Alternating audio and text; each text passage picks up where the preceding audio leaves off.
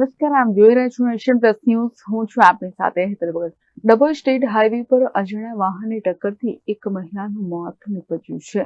અકસ્માત બાદ વાહન ચાલક ફરાર થઈ ગયો છે, જ્યારે પોલીસે સમગ્ર મામલે વધુ તપાસ હાથ ધરી છે. વડોદરાના ડબલ સ્ટેટ હાઈવે પર આજે વહેલી સવારે ગંભીર અકસ્માત સર્જાયો હતો, જેમાં છોટાપીર નજીક નર્મદા કિનારે જઈ રહેલી એક મહિલાને અજાણ્યા વાહન ચાલકે જોરદાર ટક્કર મારી હતી. અકસ્માત એટલો ભયાનક હતો કે મહિલાનું સ્થળ પર જ ગંભીર ઈજા થવાથી મોત નીપજ્યું હતું. અકસ્માત બાદ વાહન ચાલક ઘટના સ્થળેથી ફરાર થઈ ગયો હતો. ઘટનાની જાણ થતાં પોલીસ તાત્કાલિક ઘટના સ્થળે પહોંચી હતી અને મહિલાના મૃતદેહને ડભોઈ રેફરલ હોસ્પિટલ ખસેડવામાં આવી હતી. આ સમગ્ર ઘટનાને પગલે પોલીસે વધુ તપાસ હાથ ધરી છે, જેમાં મહિલા કોણ છે અને ક્યાંથી આવી રહી હતી.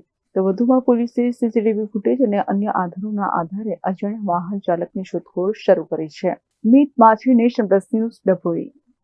સમાચારોનો સતત અપડેટ મેળવવા માટે અમારી નેશન પ્લસ ન્યૂઝની યુટ્યુબ ચેનલને સબસ્ક્રાઇબ કરો, બેલ આઇકન દબાવો અને જોડાયેલા રહો ફેસબુક, ઇન્સ્ટાગ્રામ અને ટ્વિટર પર.